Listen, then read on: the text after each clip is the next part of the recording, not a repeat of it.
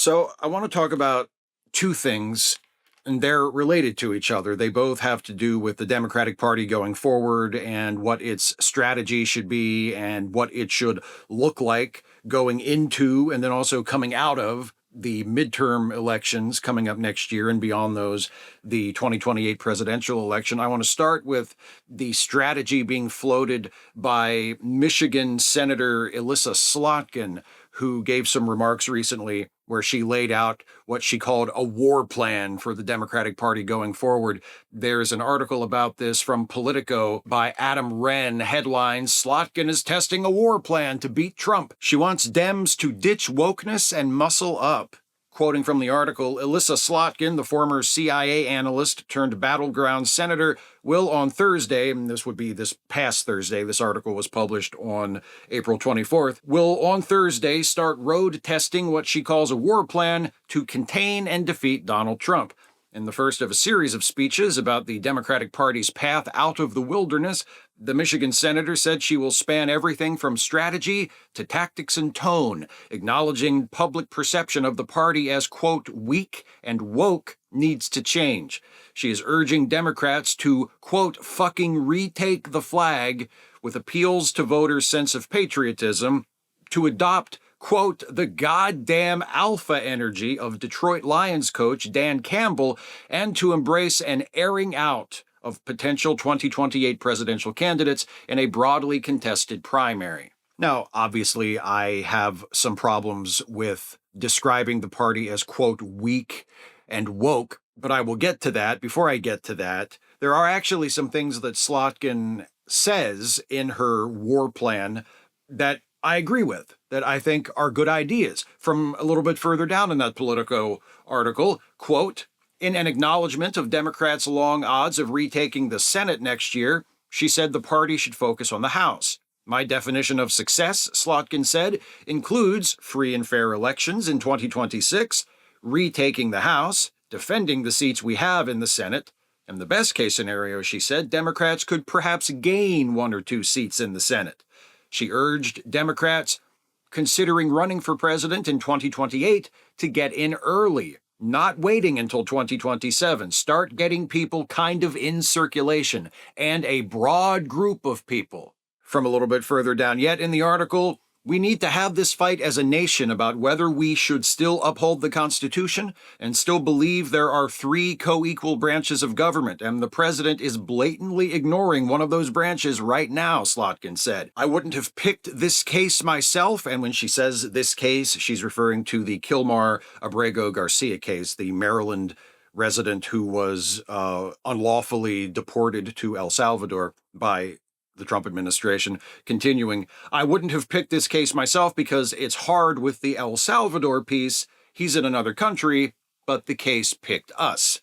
Among other ideas, Slotkin proposes a Democratic shadow cabinet made up of ranking members on congressional committees to aggressively bracket Trump's own cabinet. Now, those are all things that I completely agree with and I like. I do want the Democrats to be a lot more aggressive in using whatever procedural tools they have at their disposal, whatever political power they may still have in Congress, to do whatever they can to block and slow down the Trump administration from carrying out their agenda. I do think we should be fighting very hard on the immigration cases, on the, not, I mean, I call them immigration cases, but really what they are government agents disappearing people, abducting people, and shipping them off to another country. It's completely outrageous, completely unlawful, against the Constitution, against what we claim are ideals that we cherish as Americans. So the Democrats need to not let that go, to fight that in the courts, to fight that in the court of public opinion, to fight that in the halls of Congress. Every place they can possibly fight it, they need to be fighting it. I agree with that completely. Aggressively bracket Trump's own cabinet with a shadow cabinet. I'm not sure how much you can accomplish doing that, but it sounds great to me. And she also says that Democrats who are thinking of running for president should get on top of it now, should start their campaigns now, should let the public start to get to know them, and that it would be nice if we had a broad field of candidates. I agree with that completely. I agree with all of that. But let's talk about the weak and woke bit, shall we? Again, from the Politico article, her strategy also focuses on language and tone. She said Democrats should stop using the term oligarchy, a phrase she said doesn't resonate beyond coastal institutions, and just say that the party opposes kings.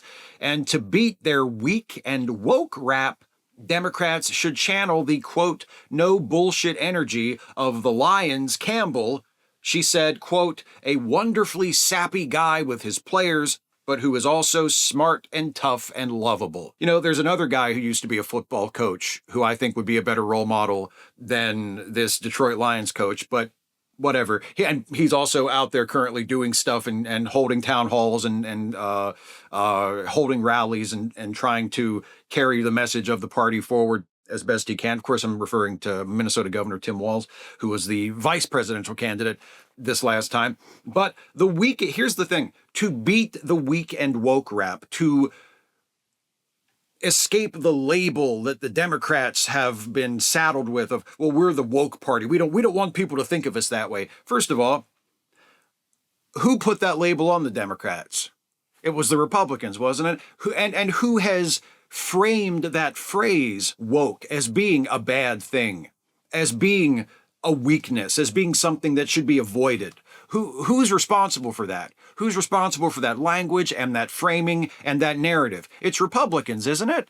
It's Republicans. I don't really see why or what it would accomplish for Democrats to cede that to the Republicans, for Democrats to just say, yeah, the Republicans have put this label on us, so let's just go ahead and implicitly acknowledge that they're right about us and all of the things that they say to mischaracterize us and mischaracterize the concept of wokeness and everything else. Let's just go ahead and let them have that. But then we'll pivot and we'll do the old, oh, no, we're not. And then we become, then we're the no bullshit party. To me, that's playing into Republican hands. To me, that's saying, hey, we're not woke. No, the Republicans are right. Wokeness is bad, but you guys got the wrong idea. That's not us. We're not woke. No, not us. Not at all. No. Don't let them have that. I've said this before, and I'll keep saying this. Democrats should be owning that term and should be explaining it to people and taking it back and saying, yeah, if they want to call us woke, why are they calling us woke?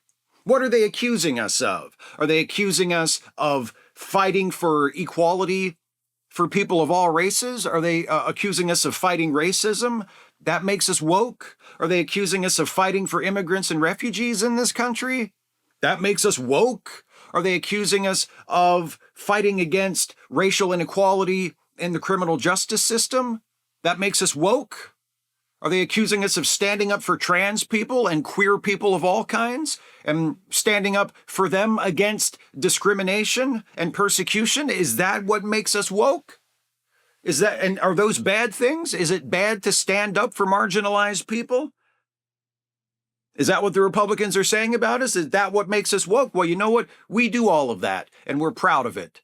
And you should be proud of it too, and you should join us in that fight, because here in America, we fight against injustice, we fight against inequality, we fight for people who need people to fight for them, we stand up to bullies, and we stand on the side of the people who are being bullied. That's what we do as Democrats. That's what we should all be doing as Americans. And don't you dare let some Republican bully like Donald Trump convince you that being a bully ought to be more American than fighting back against bullies and standing side by side with the people who are being bullied by the likes of Donald Trump and the Republicans. That's the kind of thing that they should be saying. Instead of running from it, Democrats run from stuff way too much. And by the way, that's the rhetoric I would like them to use. They also need to actually do that. Because anybody who really cares about, for instance, the trans issue, because I talk about that a lot, trans rights, trans equality, persecution of trans people, the Democratic Party there are individuals in the Democratic Party who are great about that, but the party as a whole has not really been that effective or that determined a champion of trans people, has it? At least not lately, not in the last few years, and arguably really not ever. They've always been better than the Republicans. But they've never been where they should be on that one issue. And they haven't been where they should be on immigrants and refugees. They haven't been where they should be on a lot of issues. So they need to not only change their rhetoric and stand up to Republicans and fight back against this smearing of Democrats as, oh, they're all woke, right? As if that's a bad thing, and let the Republicans just define woke to mean whatever they want it to mean. We need to rhetorically stand up to that and fight that. But the party also needs to actually do all of those things that I was just saying. They need to actually be willing to stand up for immigrants and refugees, for trans people and queer people across the board, for black people and people of color, for women, for the rights of everybody who are being threatened right now, for the federal workers who are being wrongfully fired, for workers all across the country, for labor unions, for people who are fighting for fair wages, people who are fighting to close the income inequality gap, which is outrageous and just exacerbates almost every other problem that people face in this country. The Democrats need to not only fix their rhetoric, they need to be willing to actually stand up as a party, not just as a few progressive people in the party, but as a party, as a matter of party policy, as a matter of the platform. Stand up in word and deed for all of those groups, for all of those people, and to not be shy about it, to not be apologetic about it, to not try and sneak stuff in here and there, to not be fucking afraid of what Republicans are going to say about them. They need to do that, because that's not weak. That's not weak. That's strong. That's fighting for people. And that's what people want the Democrats to do, to fight for them. So don't run from woke. Take it back and show people what it means. Show people what it means to be fighters for people who need people to fight for them, who deserve justice, who deserve equality, who deserve fair treatment, who deserve to be treated with dignity and allowed to live their lives as who they are with dignity and respect, the same basic dignity and respect that we all expect and demand for ourselves. That's what the Democrats need to be doing without apology and without excuse. And so some of what Senator Slotkin says, I agree with. I think it's a great idea. But the business about, and we need to convince people that we're not the woke party anymore, that right there is weak. That's the weak stuff. That's the weak stuff. Capitulating to Republicans and letting them continue to define us. That's weak. And that is a loser strategy. So that's the first thing, the Senator Slotkin thing. And what that ties in with is the efforts by Justice Democrats and also by the recently or relatively recently elected vice chair of the DNC, David Hogg, who is also supporting efforts to launch primary challenges to incumbent members of the House of Representatives, incumbent Democratic members of the House of Representatives, in the primary election. And the sort of firestorm that this has set off among certain people in the party, from people saying that this is a terrible idea, and David Hogg and the Justice Democrats and all of these other sort of more progressive organizations that are affiliated with the party, well, they shouldn't be doing this. This is a terrible idea. I actually think it's a great idea with one very important caveat, and I'll get to that after I share this with you. This is from ABC News from April 25th. Headline, Young Democratic Primary Challengers Seek to Oust Longtime House Members, but they say it's not about age. This is by Orrin Oppenheim and Hallie Troadek, quoting from the article. As the Democratic Party takes stock of the first 100 days of the Trump administration and the upcoming 2026 midterm elections, where the party aims to take back control of the U.S. House of Representatives, a slate of political newcomers are challenging longtime incumbents and calling for generational change within the party. The challenges come amid a broader debate among Democrats over how to respond to the Trump administration and reach voters after its bruising losses in 2024, and if the party needs younger leaders to revitalize it, or whether Democrats should avoid the risk of infighting. The debate was supercharged in recent weeks when Leaders We Deserve, a political organization led by Democratic National Committee Vice Chairman David Hogg, the Parkland school shooting survivor and gun control activist, announced that it will spend $20 million to help elect younger leaders, including primary challengers to House Democrats who are in safe Democratic seats. That last point is really important. David Hogg's group, Leaders We Deserve, and the Justice Democrats group as well that are doing something similar, they're only planning to set up primary challengers for incumbent Democrats who are in safe seats, who are in safe districts. David Hogg gave an interview a few days ago, I think, to the Washington Post on one of the Washington Post's podcasts, and I will link to that full interview in the video description. And I would recommend, if you're interested in this subject, to please watch that entire interview. It's about 20-25 minutes long, and David Hogg can speak for himself as far as what his intentions are and what his plans are and what his strategy is with these primary challenges. But he makes it very clear in that interview that he does not intend to challenge Democrats who are in swing districts. The DNC itself has expressed some dismay at David Hogg's involvement in this because he is a member of the DNC. He is a vice chair of the DNC. And there has been some objection raised about the fact that ideally the DNC would be neutral in primary elections, like the DNC wouldn't, and members of the DNC would not openly take sides with candidates in primary elections. They would allow the primaries to sort of take their course without interference from the DNC, without the DNC trying to put a thumb on the scale for one candidate over the others. And then once a nominee has been determined, then the DNC goes all in behind whoever the nominee is to defeat the Republican in the general election race. That's how it's supposed to work. And if David Hogg, as a vice chair of the party, is also involved in promoting efforts to primary incumbent Democrats, that might be seen as a conflict of interest. And to be honest, I get that. I understand that, right? But I, as a voter, I, as just a run-of-the-mill member of the party, am less interested in the internal objections based on rules and perceptions and, whether or not it's impartial of the DNC. I'm less interested in that than I am in the fact that David Hogg, the Justice Democrats, Leaders We Deserve, these other organizations are actually doing something to fight, to drag the party further to the left, to engage and energize with younger voters who have not been a reliable voting bloc for the party, with more progressive voters, with further to the left voters who have not been a reliable voting bloc for the party, and to engage with those people and to fight for those people and to try to show them the party, or at least members of the party, fighting for those people in an effort to convince them that the Democrats are worth supporting and worth voting for. And here's the real point that I want to make.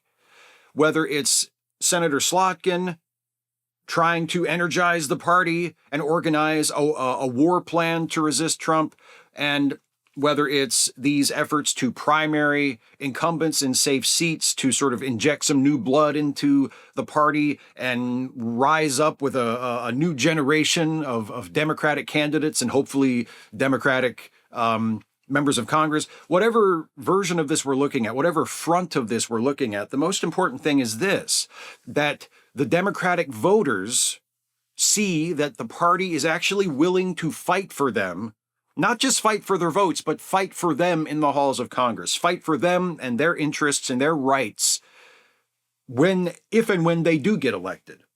And in order for that to happen, and in order for this primary challenge thing to go the way we're all hoping it will, the party needs to be united, regardless of the outcomes of these primaries. And there are some in the party who are worried that that's not what's going to happen. Back to the article I was just quoting from, the ABC News article. Jake Rakoff, 37, is a primary challenger taking on his former boss, Representative Brad Sherman, a Democrat who represents California's 32nd district. I'm running because we do need a new generation of Democrats to step up if we want anything to change in Washington. We cannot keep sending the same both decade after decade and expecting things to change, Rakoff told ABC News in an interview. Skipping down a little further in the article, Sherman, speaking to ABC News, dismissed Rakoff, who he indicated had not worked with him directly, as one of an expected number of challengers. I always have lots of opponents, and I usually win by a huge margin, Sherman said. More generally, Sherman sounded a skeptical note on the efforts to primary incumbents more generally. I see these efforts to turn the Democratic Party into a circular firing squad. It's very difficult to see how their efforts will help us win the 2026 elections. What it means is that we waste a lot of money in the primaries. Well, look, I acknowledge that money in politics has obviously gotten completely out of control, and his concern about that is valid, but it also sounds a little bit like an excuse in this context. Why do we want to have primaries? It's just going to be a waste of money. And what I really want to focus on is his phrase there, turning the party into a circular firing squad. You hear this a lot when nominees are primaried, when incumbents are primaried. There are people within the party who very often will react badly to even the notion of primarying an incumbent politician, and whether they're a senator or a member of Congress or even the president. Oh, no primaries. Like that's a circular firing squad. That'll fracture the party. You realize that things like that are only a concern because too many of us in the party are a bunch of purist crybabies, right? Like, if that were not the case, then this would not be a problem. We would not have to worry about primary elections, even really hotly contested primaries, dividing the party and threatening our ability to win a general election, if we could rely on us, and when I say us, I mean voters, but I also mean the party as well, to get over ourselves if our chosen candidate in the primary didn't win and didn't become the nominee, and unite behind the nominee, whoever they are, right? There are potential presidential candidates next time around that I am not really very enthused about. If Gavin Newsom runs for the Democratic nomination next time, I'm probably not going to vote for him in the primary. I don't know who I'm going to vote for in the primary because I don't know who all's going to run. Maybe Pete Buttigieg, maybe Cory Booker. Who knows? I don't know who's going to run. But it probably won't be Gavin Newsom, because to me, and going back to what I said before about running from the woke label, to me, a guy who invites a fascist like Charlie Kirk onto a podcast and acknowledges that, we disagree, but he makes some good points. That's exactly the opposite of the kind of party I think the Democrats need to be, and that they should be on both electoral and moral grounds. So if Gavin Newsom runs, I'm probably not going to vote for him in the primary. But if Gavin Newsom wins the nomination, you're goddamn right I'm going to vote for him in the general election, regardless of who I voted for in the primary. Because that's the way this is supposed to work. We have an internal party election, or rather series of elections in all the states, in the primaries, so we can decide who the nominee is going to be, and we all have our say, and we all vote our conscience, and we all pick our favorite.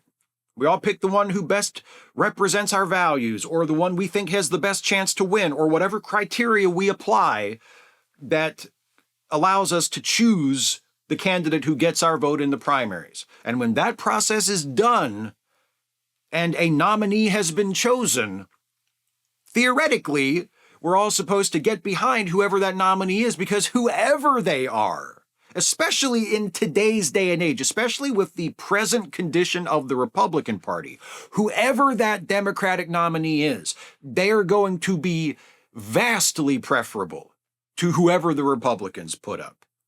If it comes down to Gavin Newsom versus J.D. Vance, or Gavin Newsom versus Marco Rubio, or Gavin Newsom versus Trump running for an unconstitutional third term, you think it's going to take me, there's not going to be any decision. You think I'm going to wring my hands? Oh, gee, I don't know. Should I vote for Newsom? I mean, I don't really agree with him on a lot of stuff. Of course I'm voting for him. And so should every other Democrat. And not just for the presidential race, for your congressional race. For your senator, if one of your senators is up this time. Vote for whoever you think is the best candidate in the primary.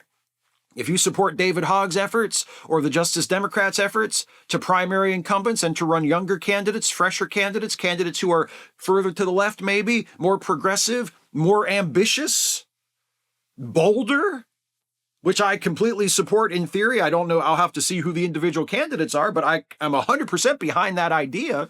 If you support that and one of those candidates is to your liking, then vote for them in the primary. God damn it, vote for them in the primary. And if they get the nomination, vote for them in the general. If they don't get the nomination And that musty old incumbent that they were challenging, that you think is not fit to meet the moment, wins the nomination again. Instead, you vote for them in the general. You vote for whoever the nominee is. And all you moderate establishment Democrats, same goes for you. Same goes for you.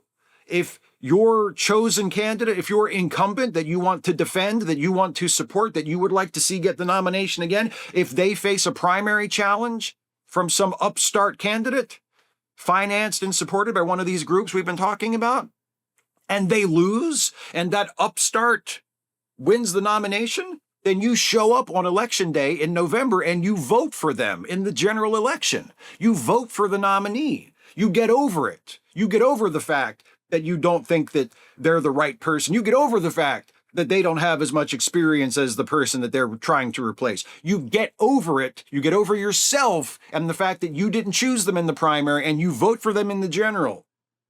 Because I guarantee you they're better than whoever the Republicans are putting up. You show up in November, you vote for the nominee, whoever it is. And here's the thing, if we all did this, if all of us Democrats did this, there would be no concern about splitting the party. There would be no concern about primaries becoming circular firing squads. If we would all get over our own personal, petty, ego-driven bullshit, and we vote for our choices in the primaries, and then whoever wins, we vote for them in the general. If we all did that, this would not remotely be an issue. And by the way, if you're really that concerned, make sure that you do vote in the primary, because as we all know, turnout in the general election, as pitiful and pathetic and fucking embarrassingly low as it is, where if we get 60-something% turnout in a presidential election, we pat ourselves on the back, historically high turnout, 60-something%, it's fucking pathetic.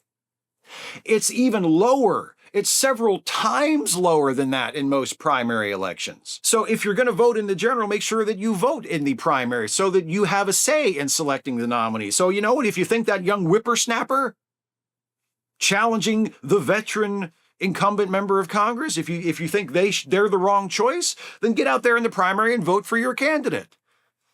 And if you think the young whippersnapper is better than the person that's already in there, than the incumbent who's running for re-election, then you get out there on the primary and vote for the young whippersnapper, or vote for whoever else is running who you think would be the right choice.